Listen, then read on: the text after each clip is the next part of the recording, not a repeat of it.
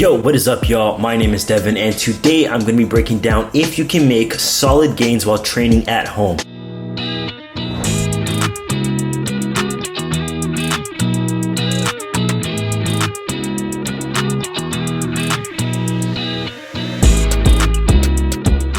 But before I get into that, make sure if you're new here and is not subscribed, you go ahead and press that subscribe button down below to help my channel grow. I'd really appreciate it. If you are interested in one-on-one coaching, a meal plan, or a training plan, go ahead and email me at devindoescoaching@gmail.com. Before I get into the most optimal way to train from home, I do offer a dumbbell-only training plan on my website, which will be linked down below, which covers the very foundational basics of how to build muscle while training from home. Of course, assuming that your nutrition is 100% on point, okay?